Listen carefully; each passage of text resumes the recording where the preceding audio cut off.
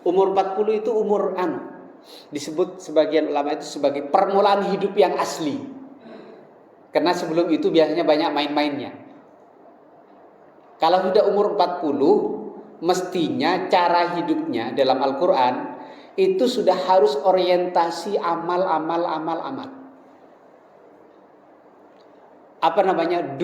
Orientasi dunianya harus mulai dikurangi. Ya.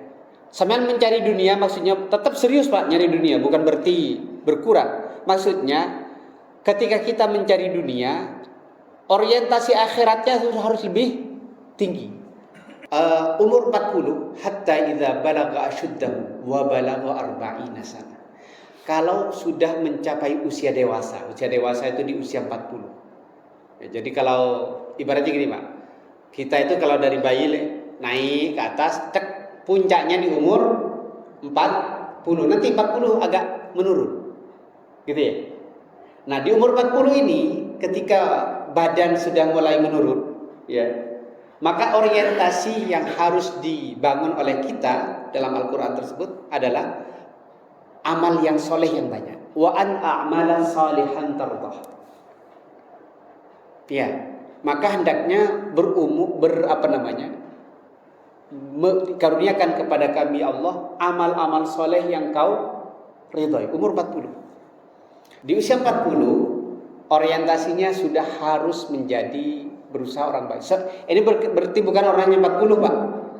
Orang yang sudah 40 ke atas, maksud saya. Mindsetnya mindset amal. Makanya doa Rasul itu ada dua mazhab di dalam beramal itu. Yang pertama mazhab merencanakan amal. Dan membuat perencanaan itu perintah Al-Quran. Saya hari ini hari Ahad mau ngapain aja. Makanya doa Rasul, salah satu doa Rasul itu adalah doa yang dibaca setelah sholat. Ini panjang doanya. Saya nggak tahu sampean hafal nggak. Doanya bunyinya begini, dibaca setelah sholat oleh Nabi. Nanti poinnya nanti ada kaitannya dengan amal.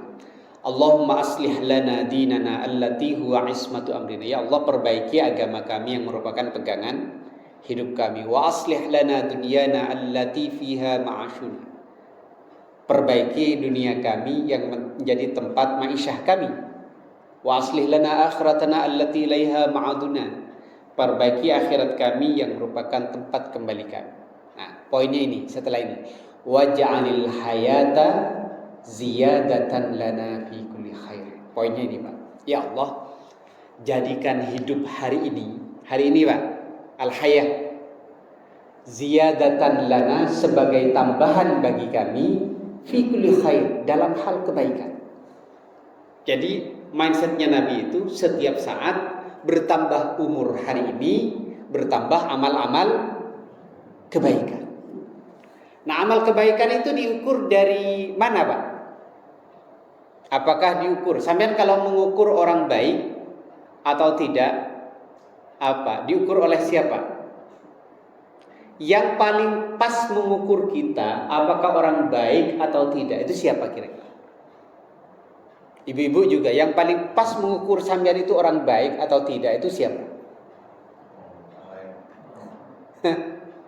Ini penting Pak. Jangan sampai kita mengatakan tetangga kita baik, ya, karena kita cuma tahu baiknya. Sampean nggak terlalu tahu kan, luar dalamnya kan, taunya kan, yang di sini nih kan taunya kan cuma zahirnya saja. Pas lagi ketemu kan baik semua Pak. Tapi kalau sampean ingin mengukur seseorang itu sangat baik, yang disebut dalam agama kita sempurna imannya, ya, maka ngukurnya jangan dengan sesama jemaah masjid, walaupun itu tetap itu bisa bisa dijadikan alat ukur, tapi bukan yang paling presisi. Kata Nabi, kalau ingin tahu siapa yang paling baik, yang paling sempurna imannya, akmalul mu'minina, paling sempurnanya iman, ya, ahsanuhum khuluqa, orang yang paling baik akhlaknya. Nah, kita hari ini anggaplah semuanya berakhlak baik. Oh, ini baik semua.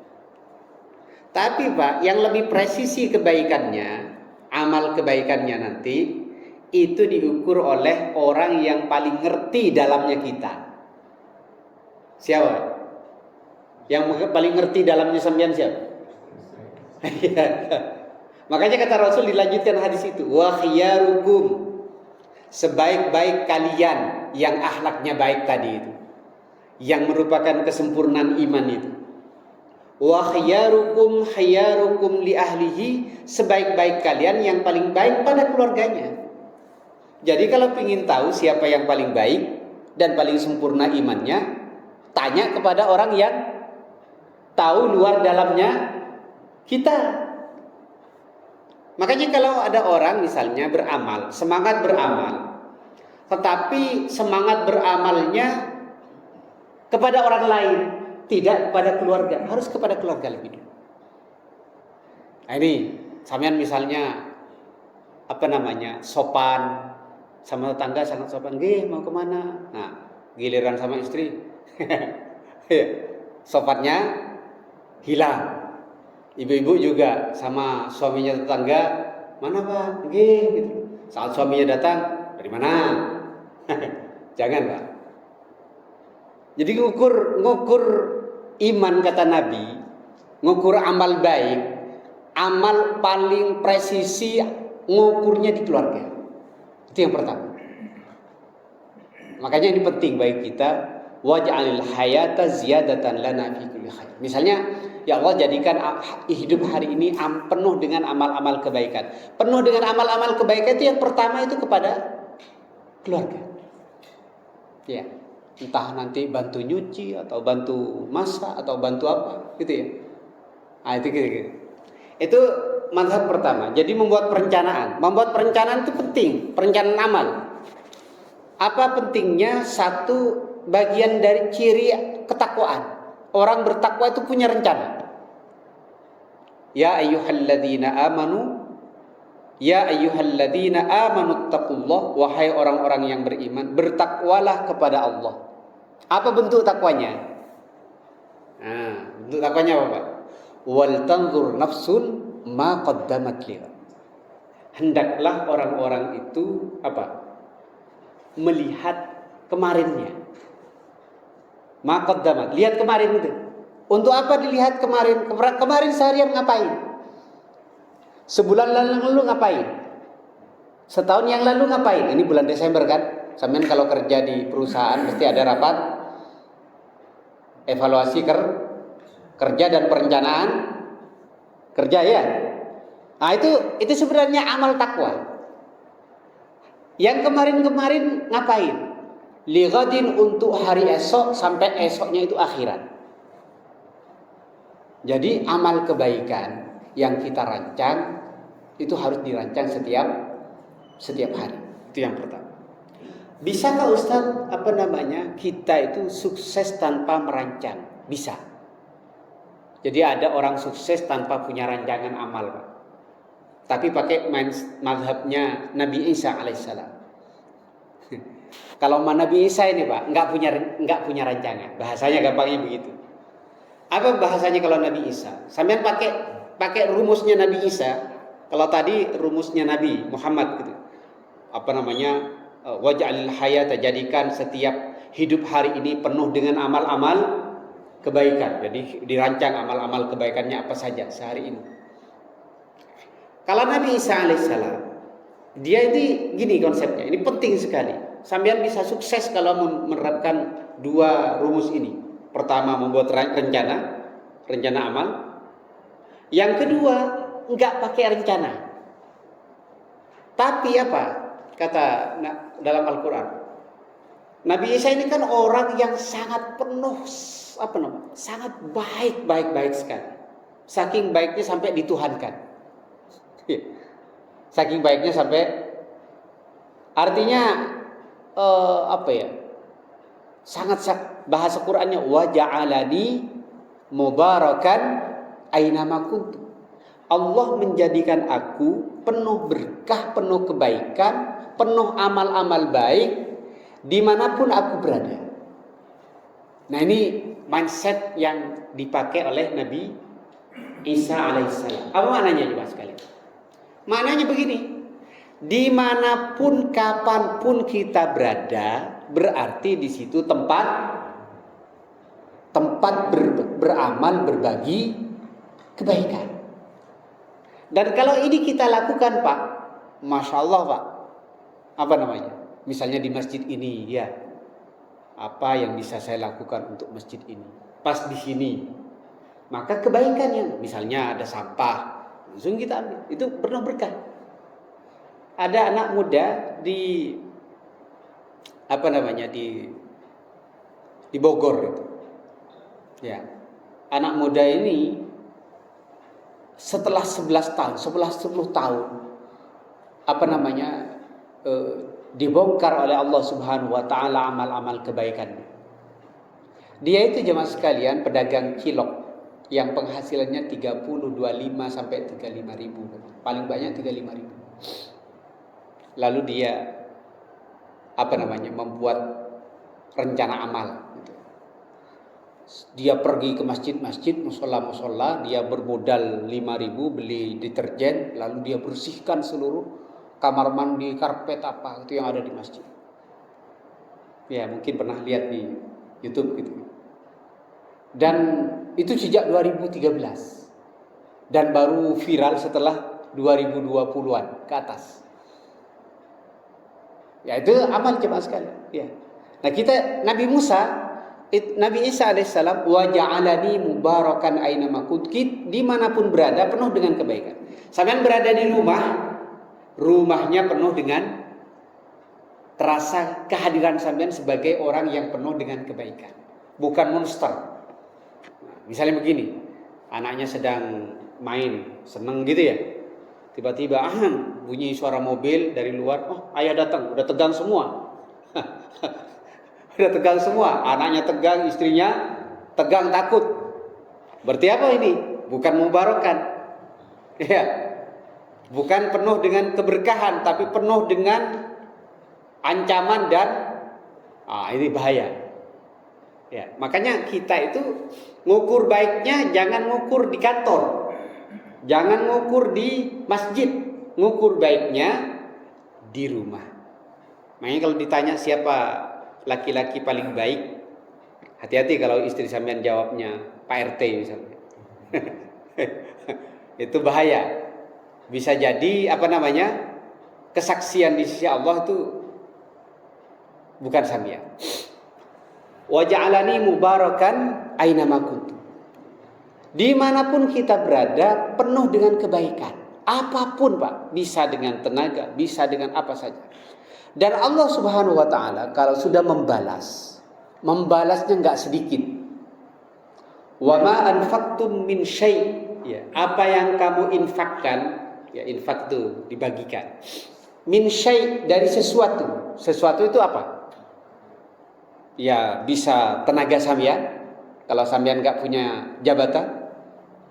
Bisa uang, harta, bisa ilmu yang kita punya, keahlian yang kita punya, apalagi bisa min syai', dari sesuatu, fahuwa yukhlifu, Allah pasti membalasnya.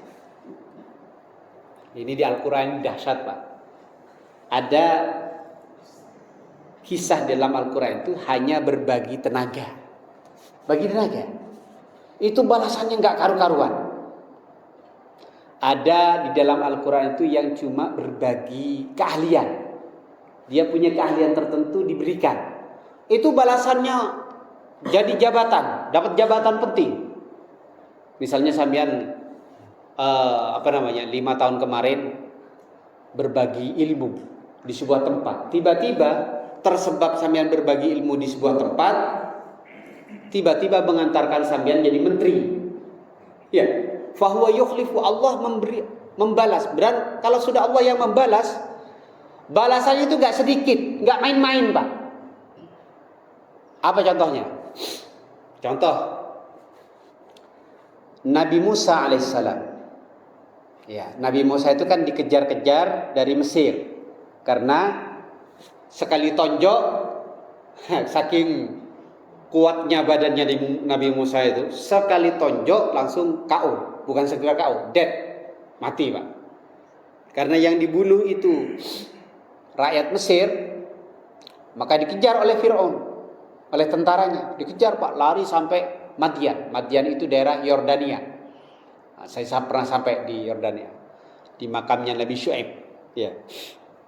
Sampai Madian, sampai Yordania, nyebrang. Oke. Apa yang terjadi? Hanya tinggal baju di badan dan gak ada makanan. Iya. Sampai doanya bunyinya begini. Apa namanya? Rabbana inni Rabbi inni bima anzalta ilayya min khairin fakir, ya Allah, bima anzalta, sesungguhnya aku terhadap apa yang Engkau turunkan, min khairin, dari kebaikan, fakir, aku sangat butuh sekali ya Allah. Kondisinya sampai begitu.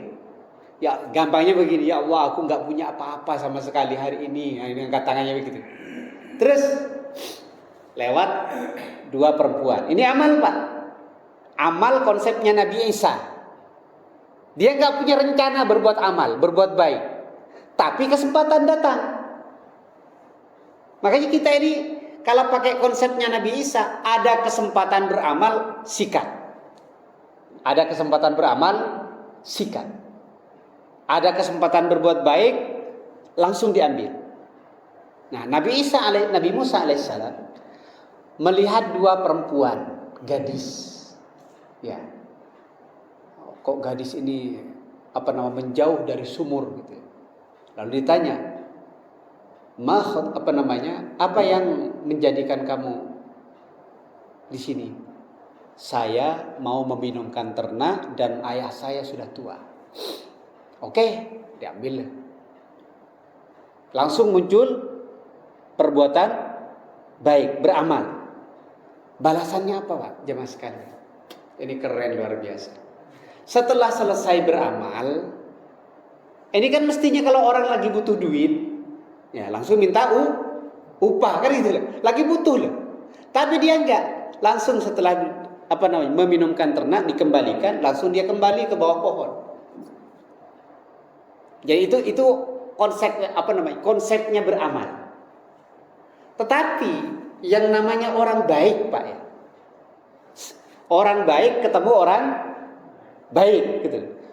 Orang baik beramal ikhlas kepada Allah, enggak mau mengharap balasan. Tapi orang baik yang dibaiki enggak nyaman kalau enggak balas. Gitu ya. Makanya dia utus lagi putrinya, ayahku ingin bertemu denganmu untuk membalas kebaikanmu. Gitu Pak, sunnahnya orang baik itu. Sampean dianteri gitu ya sama tetangga. Gak enak kalau gak kasih balik. Walaupun sebenarnya yang dianteri gak niat. Gitu ya. Maka balasannya gak main-main. Apa disebut ayah itu, laki-laki itu lelaki yang kuat dan amanah. Ya, lelaki yang kuat dan amanah. Jadikan dia pekerjamu. Ya, coba satu, dapat pekerjaan hanya dengan berbuat baik, dengan tenaga Pak, dengan tenaga. Balasannya nggak main-main. Habis dapat, langsung ayahnya ngerti. Ya. Kalau perempuan muji-muji laki-laki, berarti paham Pak harus sampean. Kalian punya anak putri terus muji-muji, itu ya orangnya gini-gini. Itu maksudnya seneng dia. Kenapa disebut Nabi Musa itu qawiyun amin, orang yang kuat? Karena dia saat meminumkan ternak itu, dia mindah batu, yang batu itu tidak mungkin bisa dipindah kecuali dengan 10 orang. Jadi tenaganya memang tenaga super gitu loh. Dalam tafsirnya itu. Qawiyun amin, qawi sudah kelihatan Pak, kuatnya sudah kelihatan. Aminnya Pak, terpercayanya. Makanya sambian Pak, kalau punya anak pingin tahu apakah ini orang terpercaya, nggak usah pacaran. Kalau sekarang kan ingin menggali dulu gitu ya, lalu pacaran gitu ya. Anaknya Nabi Syuaib itu sudah tahu laki-laki ini terpercaya. Apa sebabnya? Saat di jalan, dia kan di belakang.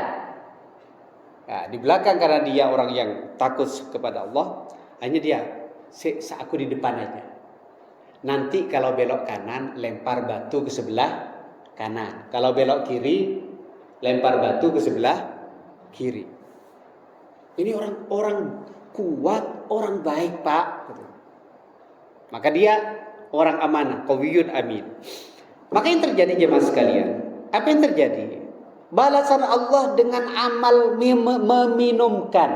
Iya, kita nggak tahu kebaikan mana yang betul-betul dibalas di dunia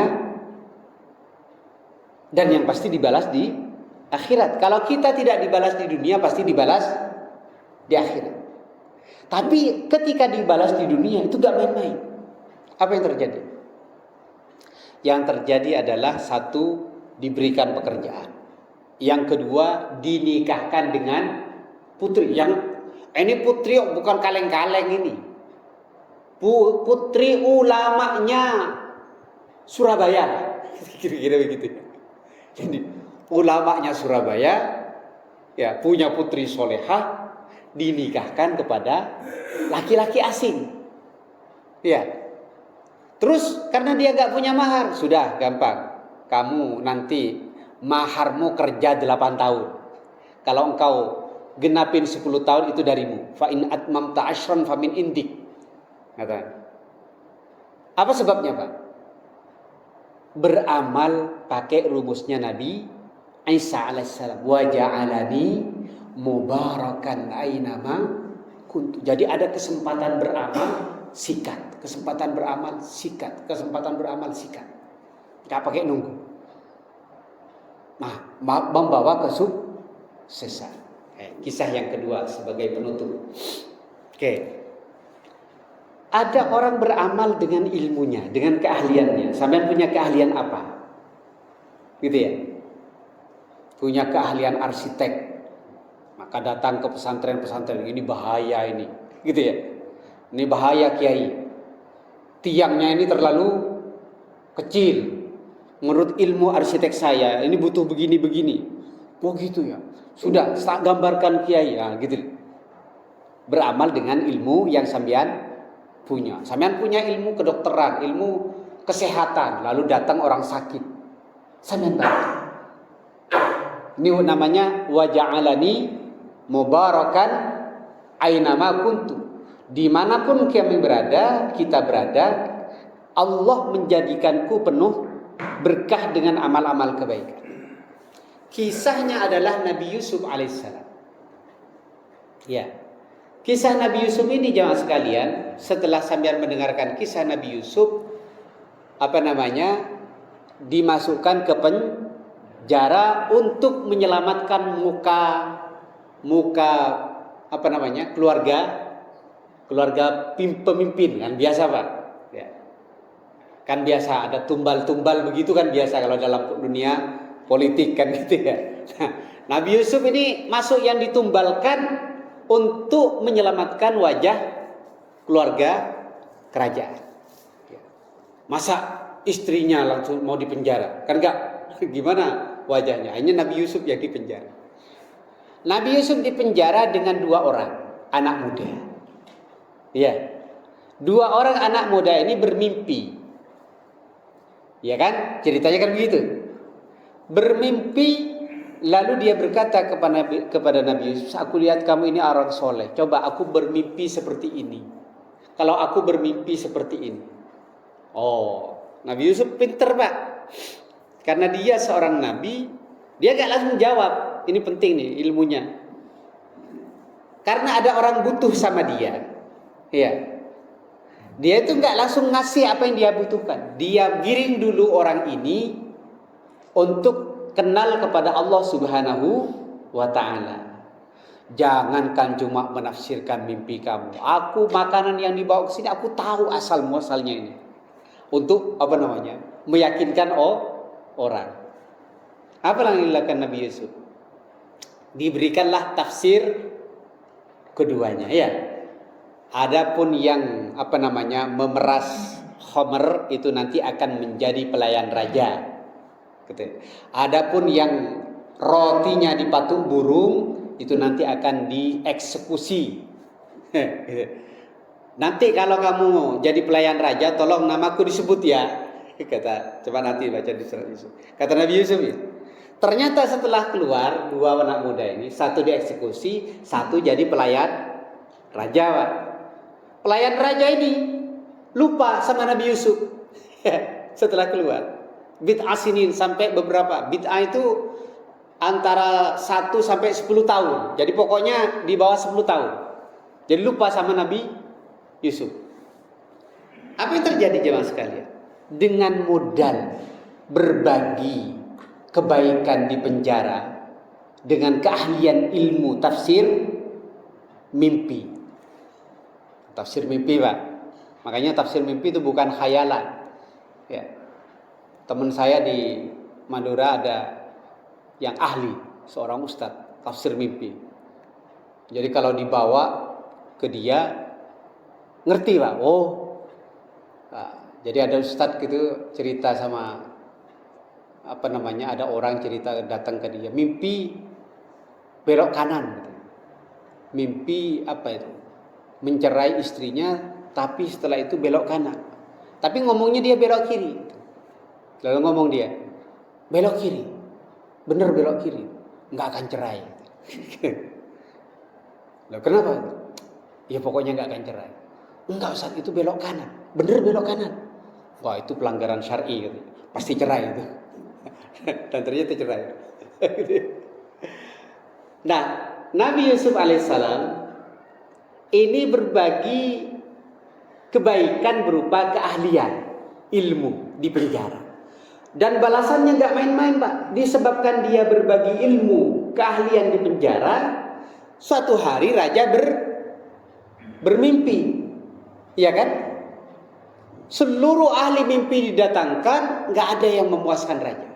Akhirnya pelayannya ngomong, aku dulu punya anak muda di penjara yang ahli mimpi. Dipanggil, Pak. Jadilah dia mampu menafsirkan mimpi raja. Apa setelah itu diangkat menjadi menteri atau bendahara negara, raja. Jadi balasan Allah itu gak main-main dengan kebaikan yang kita berikan. Nabi Yusuf dibalas dengan jabatan menteri. Nabi Musa dibalas dengan luar biasa. Makanya konsep kenapa kita masih hidup hari ini, tujuannya adalah untuk beramal baik. Dan doa kita, Rabbana atina fid dunya hasanah, ya. Dunia yang baik artinya dunia yang berubah menjadi amal-amal baik.